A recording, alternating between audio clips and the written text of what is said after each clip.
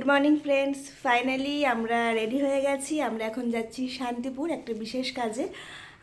কি কাজে যাচ্ছি সেটা রাস্তায় যেতে যেতে বলছি। চলো টাটা। রাস্তা দিয়ে পুরো রাস্তাটা আমরা কিন্তু যাব বাইকে, ঠিক আছে?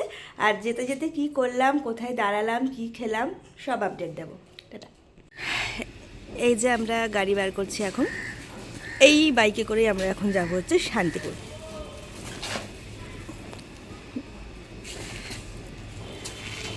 এই যে মিস্টার গাড়ি বার করে ফেলেছেন, এবার আমি গাড়িতে উঠবো।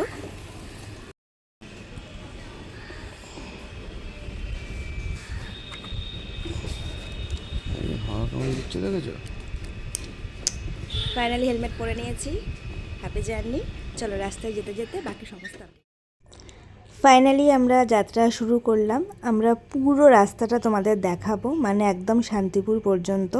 যেহেতু আমরা বাইকে যাচ্ছি, সো পুরো রাস্তাটাই আমরা তোমাদের দেখাতে পারবো। এবং সবথেকে যেটা ইন্টারেস্টিং ব্যাপার সেটা হচ্ছে যে কল্যাণী হাইওয়ে যেটা নতুন চালু হয়েছে, রাস্তাটা কত সুন্দর আর কত স্মুথলি সেখান দিয়ে এখন যাওয়া যায় সেটা দেখানোর জন্যই স্পেশালি আমরা বাইকে বেরিয়েছিলাম।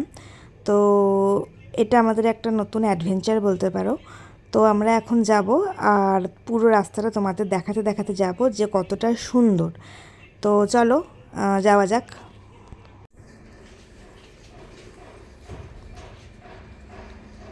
তো এইভাবেই আমরা এখন যাচ্ছি আপাতত শান্তিপুরের দিকে, যদিও পৌঁছতে এখনও অনেকটা দেরি আছে।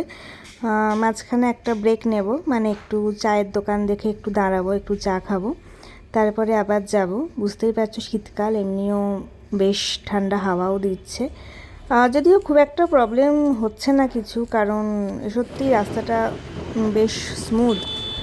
যেতে খুব একটা কোনো মানে যে জার্নি করার যে কষ্ট, সেরকম কোনো কষ্ট হচ্ছে না। তো মোটামুটি আমরা বেশ ঠিকঠাকই যাচ্ছি।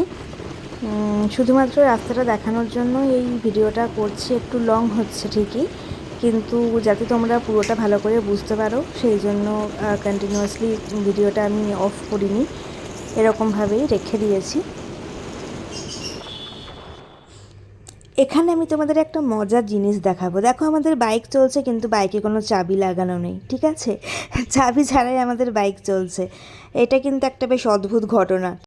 মাঝে মাঝে এরকম মজা হয়। আমরা এসে দাঁড়ালাম একটা চায়ের দোকানে একটু চা খেতে, যেহেতু সময়টা খুব ঠান্ডা আর আমরা খুব ভোরে বেরিয়েছিলাম। কতটা ঠান্ডা সেটা নিশ্চয়ই আমাদের ড্রেস দেখেই তোমরা বুঝতে পেরেছো।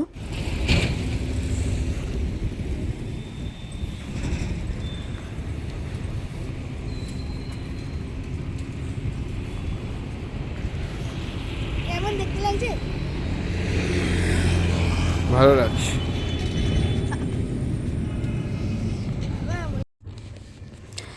যাই হোক, তো চা খাওয়া শেষ করে আমরা আপাতত আবার রওনা দিয়ে দিয়েছি।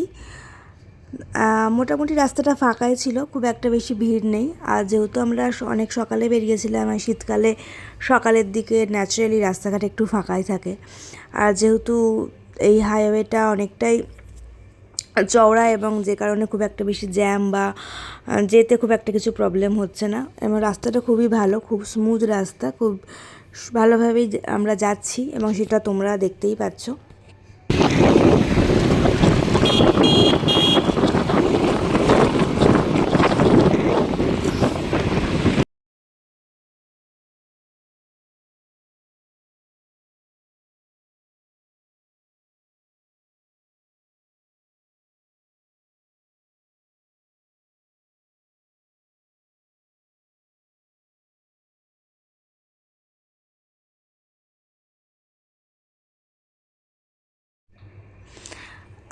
যত এগোচ্ছি শান্তিপুরের দিকে, ততই গাছপালা আরও বেশি বেশি দেখতে পাচ্ছি। যেহেতু এটা একটু মফস্বল এলাকা তোমরা জানো, সো এখানে এলে একটা অন্যরকম শান্তি পাওয়া যায়। আর এমনিতেও নিজের জন্মভূমিতে একটা আলাদা রকমের শান্তি তো আছেই। তা আমার এই সমস্ত জায়গায় আসতে ভীষণ ভালো লাগে, মানে একটু গ্রাম্য সাইড, স্পেশালি যখন সেটা নিজের জায়গা হয়, তো সেটা তো আরও একটা অন্যরকম আনন্দ দেয়। তো আমরা এইভাবেই আস্তে আস্তে এগোচ্ছি। আর একটু স্লো যাচ্ছিলাম, তার কারণ হচ্ছে যে যেহেতু অনেক দিন এরকম ফাঁকা মাঠ, এত সুন্দর গাছপালা, সর্ষে ক্ষেত, এগুলো দেখাই হয় না। কলকাতাতে তো এসব কোথাও মানে খুঁজলেও পাওয়া যায় না, এত ট্রাফিক, এত পলিউশন। তো সেই জন্য একটু চারপাশটা দেখতে দেখতেই যাচ্ছিলাম, যাতে আমাদের একটু সময়টাও সেই কারণে বেশি লেগেছে, কারণ জানি না আবার কবে আসা হবে। আর আমরা ন্যাচারালি ট্রেনেই আসি, বাইকে তো সবসময় আসা হয় না। এখন শীতকাল যেহেতু বাইকে এলে কষ্টটা একটু কম হবে, আর নতুন রাস্তাটাও কীরকম হয়েছে দেখার ছিল, সেই জন্যই আমরা বাইকে যাচ্ছিলাম। এই যে এত সুন্দর সর্ষে ক্ষেত, এটা তো পুরো কলকাতা খুঁজে ফেললেও হয়তো পাবো না, কারণ ওখানে তো এইসব এত প্রাকৃতিক সুন্দর দৃশ্য দেখাই যায় না। স্পেশালি এগুলো দেখবো বলেই আরও এই রাস্তা দিয়ে আসা। যাই হোক, আসাটা আমার সার্থক হলো। তোমরাও আমার সঙ্গে দেখো কি সুন্দর রাস্তাঘাট। এইভাবে শান্তিপুর তোমরা কিন্তু যদি আসো বাইকে, তো কোনো কষ্টই হবে না, খুব স্মুথলি যেতে পারবে, কোনো সমস্যাই নেই। এবং এতটুকুও তোমার মনে হবে না যে আমরা অনেকটা জার্নি করছি বা অনেকক্ষণ বাইকে বসে আছি, যার জন্য কোনো প্রবলেম হচ্ছে বা কিছু, এরকম কোনো ব্যাপার নেই। সত্যি রাস্তাটা নতুন করে করার পর এত ভালো হয়ে গেছে, আমি প্রথমে রাজি হচ্ছিলাম না বাইকে যেতে, তো এখন আমার মনে হচ্ছে যে না, ঠিকঠাকই আছে।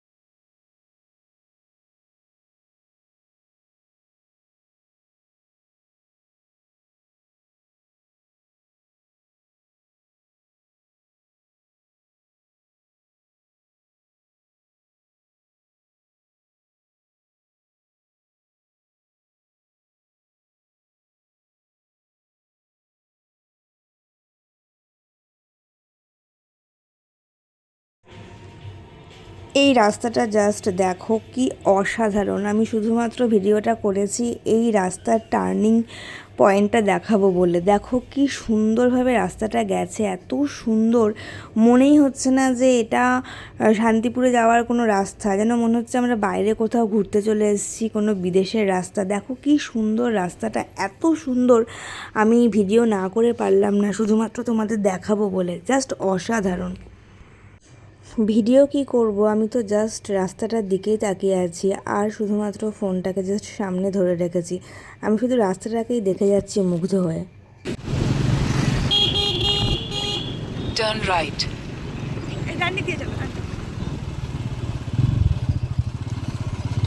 ফাইনালি আমরা পৌঁছে গেছি আমাদের গন্তব্যস্থলে। এই যে জায়গাটা দিয়ে আমি যাচ্ছি, In এটাকে 200 বলা হয় meters, Rathtala turn বারোয়ারি। left toward দেখালাম একটা কি Burashiptala Lane. সুন্দর রথ দাঁড়িয়ে আছে। ছোটোবেলায় এখানে আসতাম রথ দেখতে, ভীষণ ভীষণ ভীষণ মজা হতো। এইসব আমার চেনা রাস্তা। দেখুন যাচ্ছি পুরো একদম বাড়ির দিকে, সোজা রাস্তা। আমি দেখাবো আমাদের বাড়ির সামনের রাস্তাটা, জাস্ট দেখো কি অসাধারণ। এই যে মন্দিরটা রয়েছে, এটা সাধনাকালী মায়ের মন্দির, ভীষণ জাগ্রত এবং সবথেকে বড় মা কালীর মন্দির এটা। এখান থেকে সোজা বেরোলেই আমার বাড়ি, আর একটু এগিয়ে গেলেই আমার ছোটোবেলার প্রিয় বন্ধুর বাড়ি। এই জাস্ট ক্রস করলাম ওর বাড়ি, এবার আমি একদম সোজা চলে যাব আমার বাড়ির দিকে। একদম চলে এসেছি, এই যে সোজা সামনে গেটটা ধাক্কা মারছে, এটাই আমার বাড়ি। এবং আমার শুধু বাড়ি বললে ভুল হবে, ছোট থেকে আমার এখানে বড় হওয়া, আমার জন্মস্থান, সমস্ত স্মৃতি রয়েছে এই বাড়িতে। এই গেটটা আগে একরকম ছিল, এখন এটা ভেঙে একটু অন্যরকম ডিজাইন করা হয়েছে। শুধু গেটটা না, আমার সম্পূর্ণ বাড়িটারই একটু অন্যরকম ভাবে তৈরি করা হয়েছে। আগে একরকম ছিল। এই সামনে অনেক বড় বাগান রয়েছে, এখানে অনেক সেগুন গাছ ছিল, সেগুলো এখন নেই দেখাশোনা করার অভাবের জন্য। মানে কেউ যেহেতু লোক থাকে না, আমার বাবা মাই শুধুমাত্র থাকেন এখানে। আর তোমরা দেখতেই পাচ্ছ এত বড় বাড়ি এইভাবে মেনটেনেন্স করাও সম্ভব নয়, কারণ বাড়িতে তো লোকজন কেউ নেই, আমরা সবাই কলকাতায় থাকি। এই হচ্ছে আমার বাড়ির দরজা, এটা দিয়ে আমি ঢুকে গেলাম। আর এই যে জায়গাটা দেখাচ্ছি এটা হচ্ছে আমাদের দোতলার বড় বারান্দা। এইরকম 4টে বারান্দা টোটাল আমাদের বাড়িতে রয়েছে। এটা হচ্ছে আমাদের ঠাকুরঘর এবং এই যে মা কালীর কাঠামো দেখতে পাচ্ছ। আমি জন্ম থেকেই মায়ের পুজো হয়ে আসতে দেখছি, মা খুবই জাগ্রত। আর এটা হচ্ছে আমার দোতলা থেকে ওপরে ছাদে যাওয়ার একটা সিঁড়ি। এইগুলো একটু নতুন করে ভেঙে করা হয়েছে, যেহেতু অনেক পুরনো দিনের বাড়ি এবং এটা জমিদার বাড়ি ছিল, তো সেই কারণে আগের মতো ওইভাবে তো রাখা সম্ভব না। এটা আমার ঘর। তো দেখতেই পাচ্ছ সবই আগেকার মতো বড় বড় দরজা জানলা, যেটা এখনকার দিনে নতুন বাড়িতে বা তথাকথিত ফ্ল্যাট বাড়িতে আর দেখা যায় না। সব কিছু একই রকমই আছে, শুধু একটু যে জায়গাগুলো ভেঙে গেছিলো সেগুলোকে একটু নতুন করে করা হয়েছে। আমাদের এইটা হচ্ছে বাগানের পেছনের দিকের আরেকটা বড় বারান্দা। এটা আমফানের সময় আম গাছ ভেঙে পড়ে কিছুটা ভেঙে গেছিলো। এটা আমাদের বাগান, এইভাবে বুঝতে পারবে না, বাগানটা কিন্তু ভীষণ বড়, অনেক বড়। এখানে আম কাঁঠালের সব গাছ রয়েছে, আরও অনেক গাছ ছিল। ওই যে বললাম লোকজন কম থাকায় মেনটেনেন্সের করা হয় না, সেই কারণে এখন অনেক গাছপালা কেটে দেওয়া হয়েছে। বাবা মার বয়স হয়ে গেছে, ওনারা তো সবসময় পারেন না। আর এখানে প্রচুর মানে হনুমানের উৎপাত, ভীষণ তারা সব ফল টল খেয়ে নেয়, গাছ টাছ ভেঙে ভীষণ মানে জ্বালাতন করে আর কি। তো দেখতে পাচ্ছ এই হচ্ছে এত গাছ আমাদের বাড়িতে, যেদিকেই তাকাবে শুধুই সবুজ। তো কেমন লাগলো সেটা আমাকে প্লিজ কমেন্ট করে জানিও।